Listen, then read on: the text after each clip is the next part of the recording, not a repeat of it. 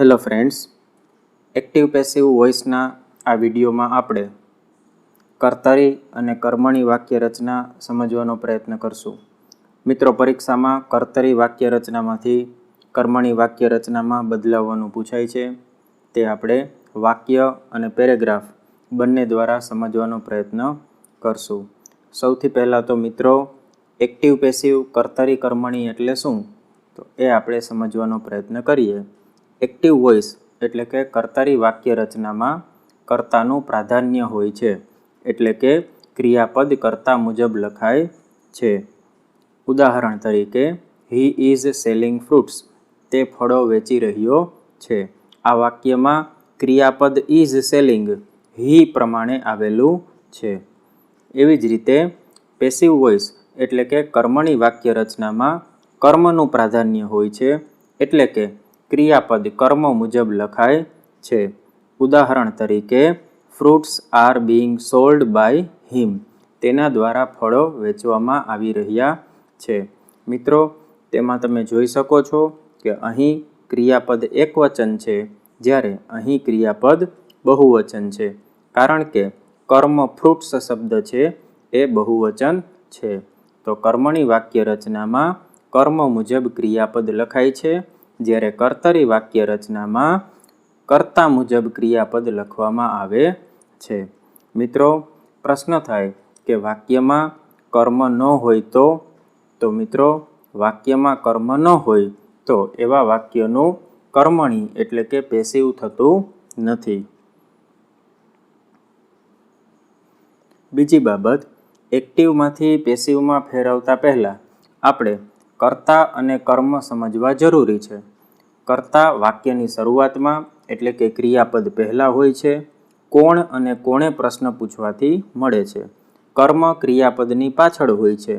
શું અથવા તો કોને આવા પ્રશ્ન પૂછવાથી કર્મ મળે છે. મિત્રો, ઉદાહરણ જોશું એટલે ખ્યાલ આવી જશે. ઉદાહરણ તરીકે, the students are learning grammar now, વિદ્યાર્થીઓ અત્યારે વ્યાકરણ શીખી રહ્યા છે. આ વાક્યમાં તમે કોણ અથવા કોણે પ્રશ્ન પૂછો એટલે વાક્યનો કર્તા મળે. કોણ વ્યાકરણ શીખી રહ્યું છે? વિદ્યાર્થીઓ, આ કર્તા છે. અને શું શીખી રહ્યા છે? તો ગ્રામર એટલે વ્યાકરણ, આ કર્મ છે.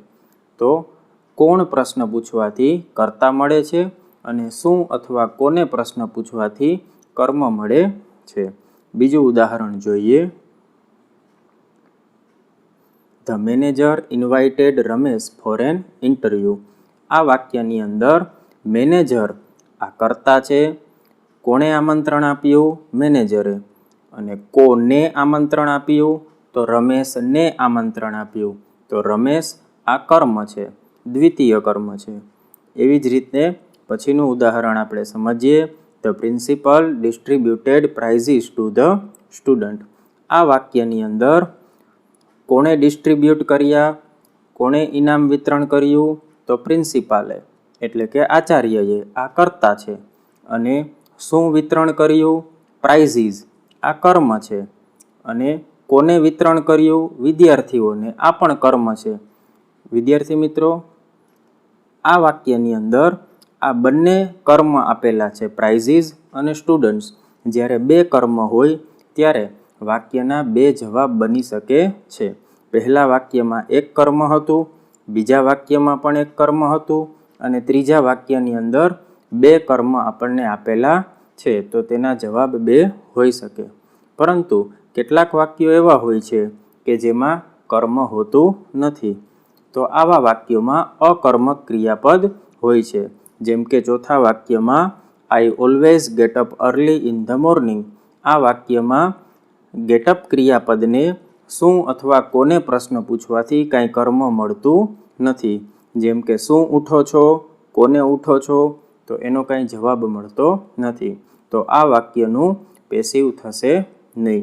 એટલે કે અકર્મક ક્રિયાપદવાળા વાક્યોનું, કર્મ વગરના વાક્યોનું પેસિવ થશે નહીં, કર્મણી થશે નહીં.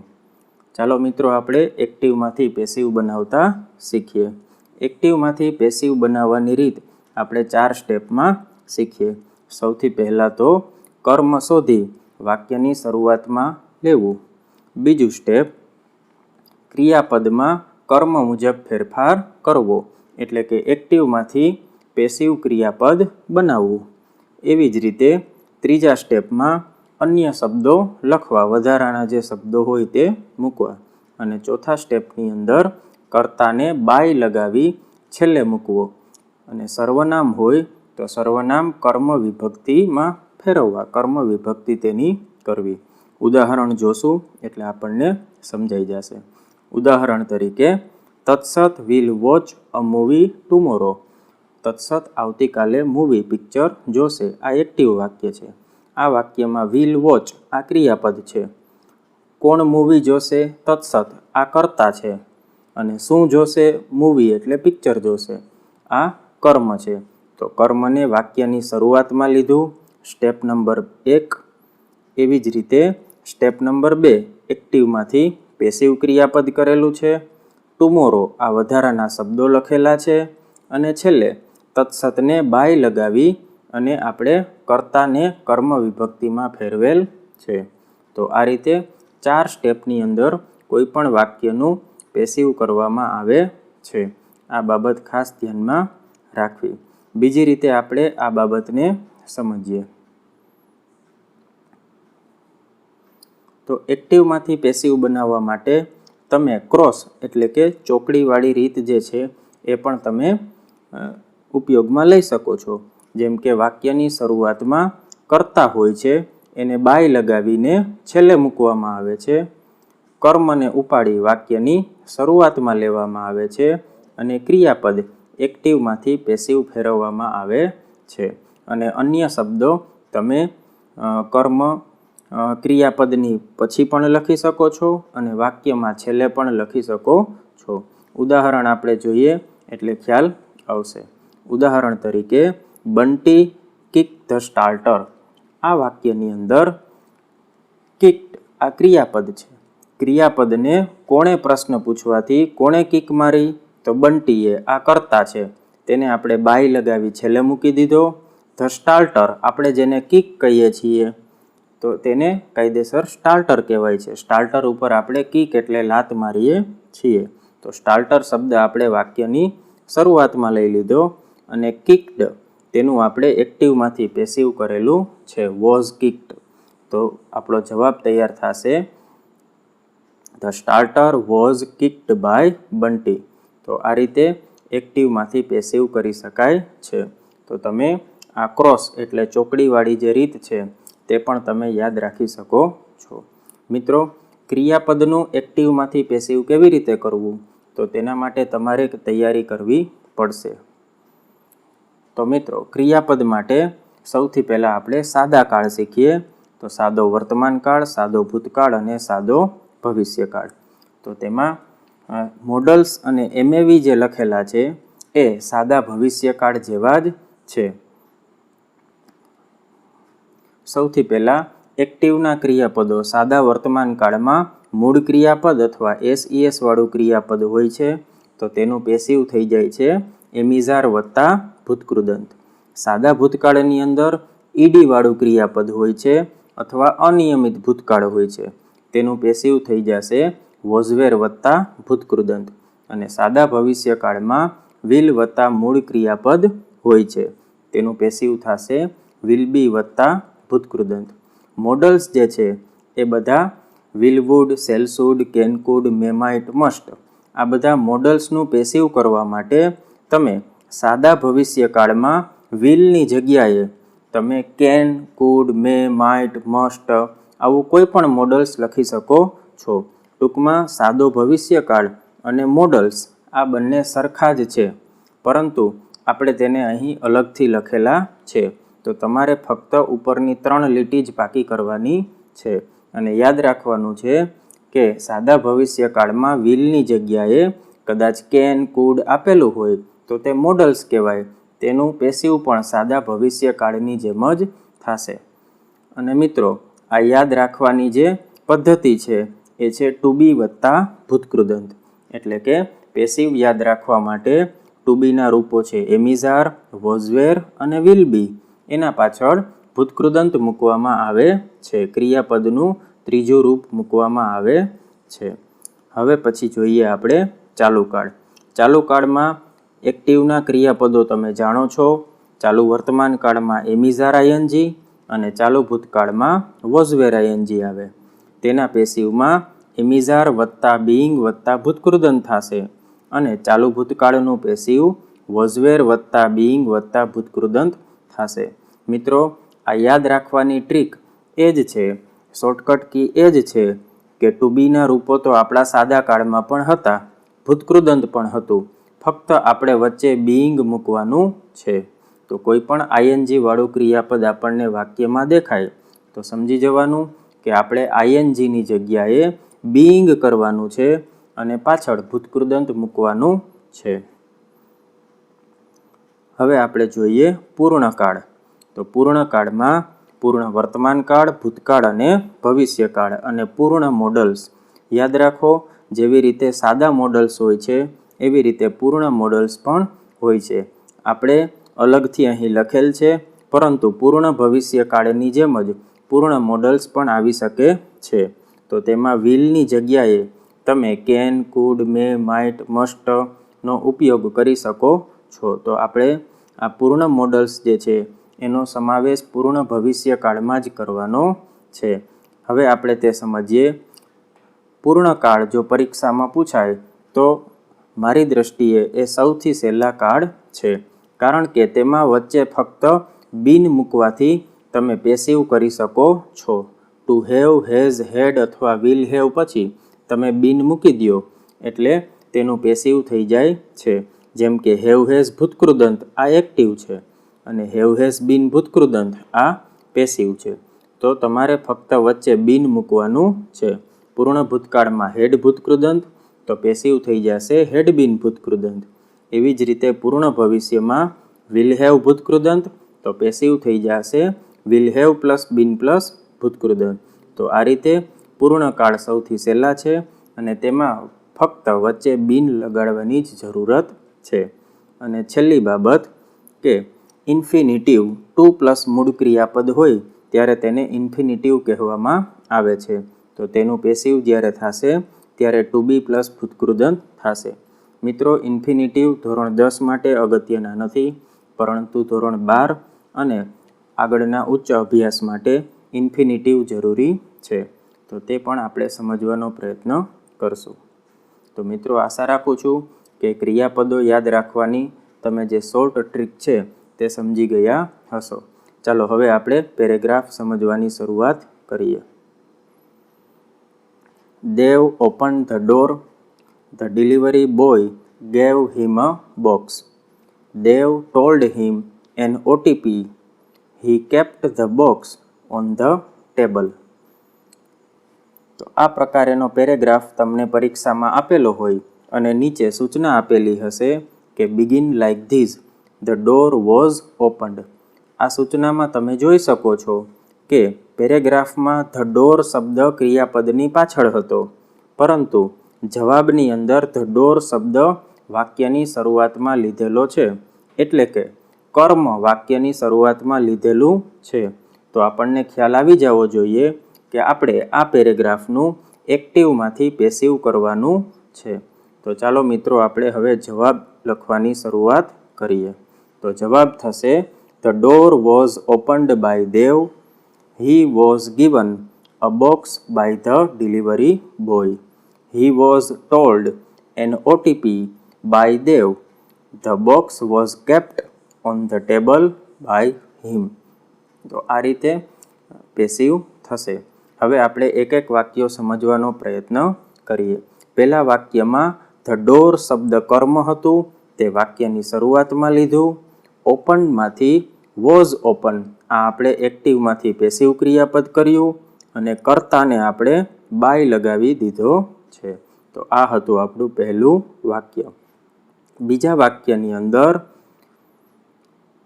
વાક્યની શરૂઆતમાં આપણે હી લીધેલું છે, કારણ કે વાક્યનો કર્મ હતો હિમ. યાદ રાખો મિત્રો, ક્રિયાપદની પાછળનો શબ્દ સામાન્યતઃ કર્મ હોઈ શકે છે. આ વાક્યમાં બે કર્મ છે, હિમ અને અ બોક્સ, પરંતુ આપણે આ બાબત યાદ રાખીએ કે ક્રિયાપદની પાછળનો શબ્દ કર્મ હોય છે તેને આપણે વાક્યની શરૂઆતમાં લેવું. તો આપણે હિમની કર્તા વિભક્તિ આપણે બનાવી દીધી છે હી. વાક્યની શરૂઆતમાં કર્મ લીધું. ગેવમાંથી આપણે કરી નાખેલું છે વોઝ ગીવન, એક્ટિવમાંથી પેસિવ. વધારાના શબ્દો લીધેલા છે અ બોક્સ, અને છેલ્લે ધ ડિલિવરી બોયને આપણે બાય પ્રત્યય લગાવી દીધો છે, બાય ધ ડિલિવરી બોય. આ રીતે બીજા વાક્યનું પેસિવ થયું. ત્રીજા વાક્યની અંદર દેવ ટોલ્ડ હિમ એન ઓટીપી. આ વાક્યમાં પણ આપણે હિમ શબ્દને પહેલાં લીધેલ છે એટલે થઈ જશે હી. કર્મ વિભક્તિમાંથી કર્તા વિભક્તિ કરેલી છે. ક્રિયાપદ હતું ટોલ્ડ, તેમાંથી થઈ ગયું છે વોઝ ટોલ્ડ. એન ઓટીપી આ પણ કર્મ છે, પરંતુ કોઈ પણ એક જ કર્મને લઈ આપણે વાક્ય બનાવીએ તો અત્યારે આપણા માટે એન ઓટીપી શબ્દ વધારાના શબ્દો છે. અને છેલ્લે દેવની જગ્યાએ બાય દેવ આપણે લખેલું છે, કર્તાને બાય લગાવેલો છે. ચોથા વાક્યની અંદર હી kept the box on the table. આ વાક્યની અંદર તેણે ટેબલ પર શું મૂક્યું? બોક્સ મૂક્યું. તો બોક્સ શબ્દ આપણે શરૂઆતમાં લીધેલો છે. કેપ્ટની જગ્યાએ વોઝ કેપ્ટ, આ પેસિવ ક્રિયાપદ કરેલું છે. ઓન ધ ટેબલ આ વધારાના શબ્દો છે. અને હી આ કર્તા વિભક્તિ છે, તેને બાય લગાવી કર્મ વિભક્તિ કરેલું છે.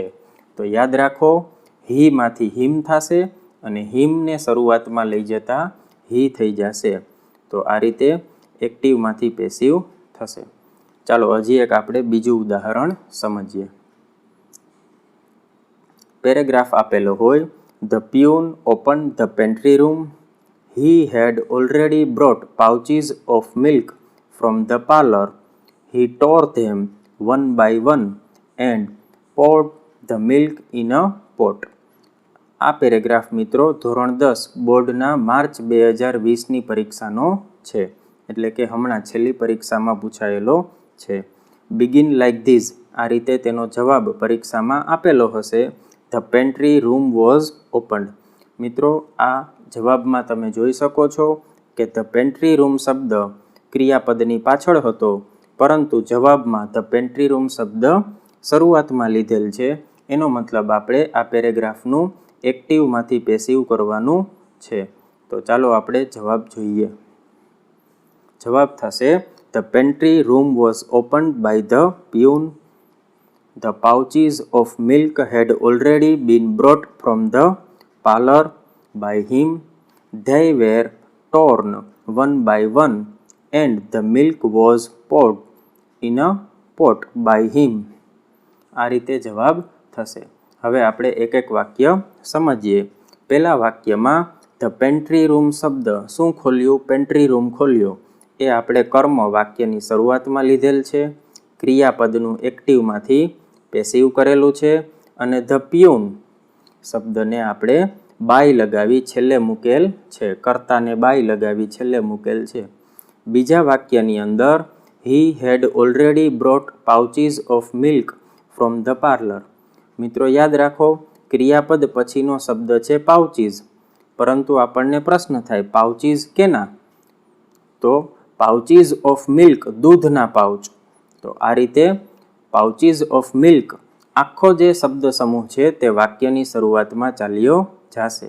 ધ પાઉચીસ ઓફ મિલ્ક આ કર્મ છે. શું લઈ આવ્યા? પાઉચીસ ઓફ મિલ્ક લઈ આવ્યા. હેડ ઓલરેડી બીન બ્રોટ આ ક્રિયાપદ છે, એને આપણે પેસિવ કરેલું છે. વધારાના શબ્દો છે ફ્રોમ ધ પાર્લર, અને છેલ્લે કર્તાને બાય લગાવી હીમાંથી બાય હિમ કરેલું છે. એ જ રીતે ત્રીજા વાક્યમાં એન્ડ વડે આપણે બે વાક્ય જોડેલા છે. He tore them one by one અને poured the milk in a pot. આ બે વાક્યનું આપણે પેસિવ કરવાનું થશે. તો સૌથી પહેલાં તો પહેલા વાક્યને આપણે સમજીએ કે હી ટોર ધેમ, એમાં ધેમ શબ્દ ક્રિયાપદ પછી છે.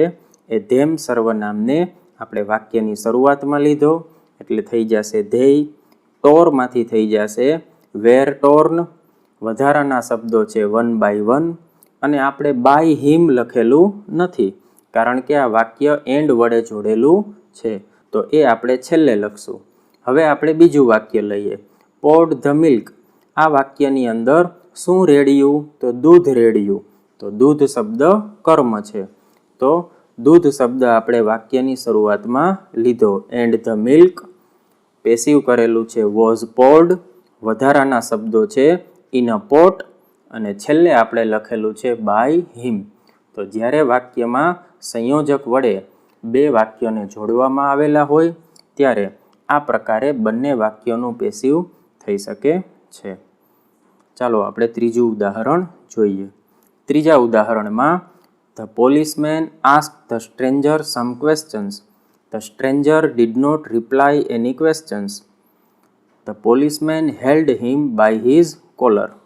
આ પેરેગ્રાફ મિત્રો ધોરણ 10 બોર્ડના આદર્શ પ્રશ્નપત્રનો છે. પરીક્ષામાં સૂચના આપેલી હોય begin like this, the stranger was asked some. આ સૂચનામાં તમે જોઈ શકો છો.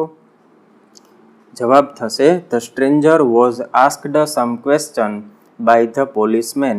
એની questions were not answered by the stranger. He was held by his collar by the policeman.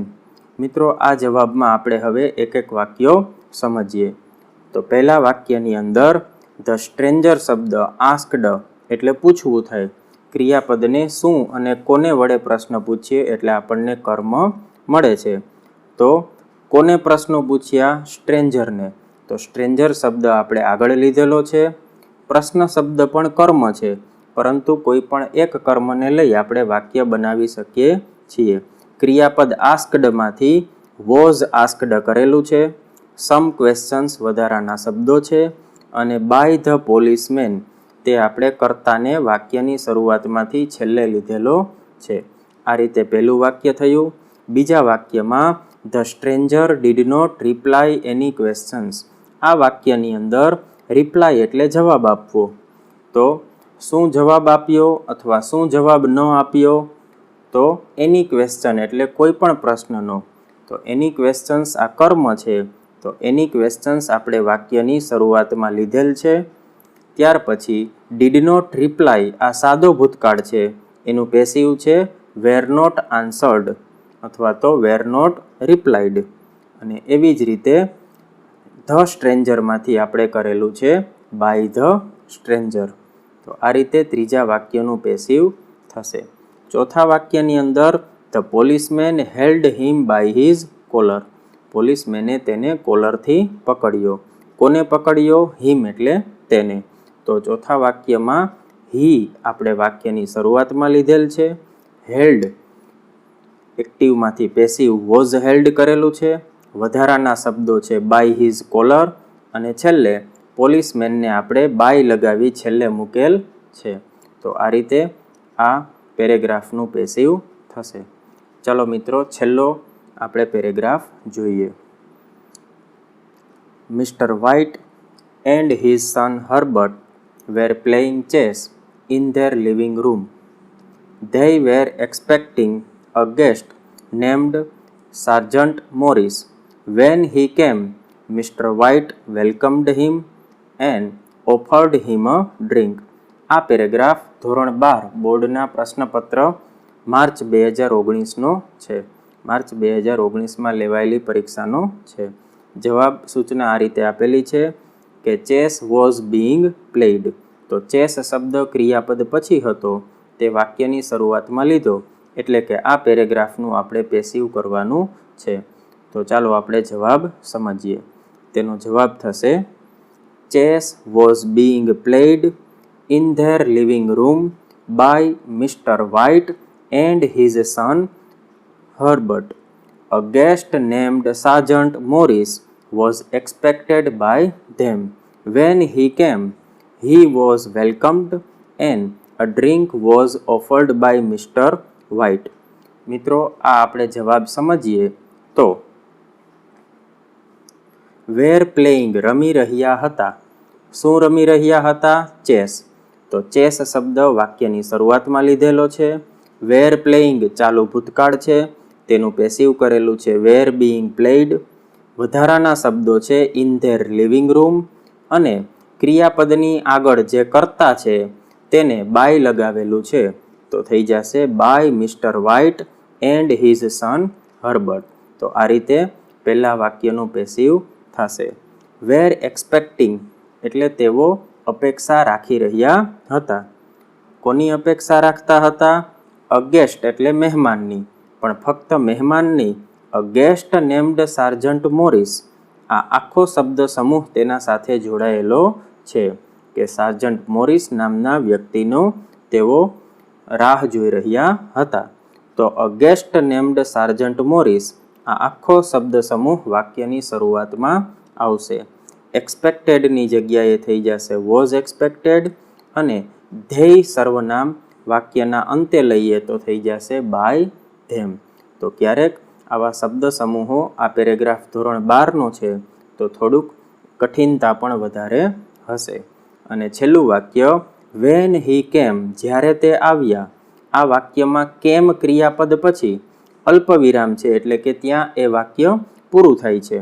તો આ વાક્યમાં પાછળ કાંઈ કર્મ નથી તો આપણે વેન હી કેમ આ વાક્યનું કાંઈ પેસિવ કરવાનું થશે નહીં. તો આપણે વેન હી કેમ એમનેમ લખી નાખેલ છે. ત્યાર પછીનું વાક્ય છે Mr White વેલકમ્ડ him and offered him a drink. આ વાક્યને એન્ડ વડે જોડેલું છે. તો સૌથી પહેલાં આપણે આ વાક્યનું મિસ્ટર વ્હાઇટ વેલકમ્ડ હિમ એનું પેસિવ કરશું અને ત્યાર પછી ઓફર્ડ હિમ અ ડ્રિંક તેનું પેસિવ કરશું.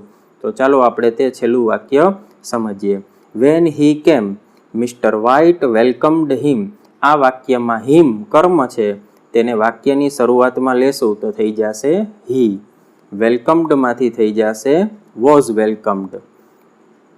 હવે આપણે બાય મિસ્ટર વ્હાઇટ લખેલું નથી કારણ કે આ વાક્ય એન્ડ વડે જોડેલું છે. બાય મિસ્ટર વ્હાઇટ આપણે છેલ્લે લખશું. હવે બીજું વાક્ય લઈએ ઓફર્ડ હિમ અ ડ્રિંક. તો એમાં કોને આપ્યું? હિમ એટલે તેને ડ્રિંક આપ્યું. તો હિમ શબ્દ આવી જશે વાક્યની શરૂઆતમાં. અથવા તો બીજું કર્મ છે ડ્રિંક. તો ડ્રિંક શબ્દ આપણે વાક્યની શરૂઆતમાં લઈ શકીએ કારણ કે એક વખત આપણે અહીં હી સર્વનામ લીધેલું છે. તો બીજા વાક્યમાં આપણે ડ્રિંક શબ્દ લઈએ તો કર્મ તરીકે આપણે લીધેલું છે ડ્રિંક. ઓફર્ડમાંથી થઈ જશે વોઝ ઓફર્ડ અને છેલ્લે બાય મિસ્ટર વ્હાઇટ. તો આખા વાક્યનો જવાબ બનશે when he came he was welcomed and a drink was offered by mister White. તો આ રીતે જવાબ તૈયાર થશે. પરંતુ મિત્રો ઘણી બધી વખત આ પ્રકારના વાક્ય હોય છે. Who is learning grammar online. આ વાક્યમાં તમે જોઈ શકો છો કે કરતા જ નથી કારણ કે વુ આપેલું છે. અને એવી જ રીતે what will you learn tomorrow. આ વાક્યમાં કર્મ નથી. તો મિત્રો કર્તા અથવા કર્મ ન હોય એવા વાક્યનું પેસિવ કેવી રીતે કરવું? કારણ કે કર્તાને આપણે બાય લગાડીએ છીએ અને કર્મને આપણે વાક્યની શરૂઆતમાં લઈ જઈએ છીએ. તો મિત્રો આ પ્રકારના પ્રશ્નાર્થ વાક્યો જે છે એ દરેક પ્રકારના પ્રશ્નાર્થ વાક્યો આપણે આ વિડીયોના બીજા ભાગમાં જોશું. આશા રાખું છું કે મિત્રો સાદા વાક્યનું એક્ટિવ પેસિવ તમે સમજી ગયા હશો અને પરીક્ષામાં સારી રીતે લખી શકશો. પરંતુ ક્રિયાપદો ખાસ તૈયાર કરવાનું ભૂલાય નહીં. અને પ્રશ્નાર્થ વાક્યો માટે બીજો વિડીયો જરૂરથી નિહાળજો.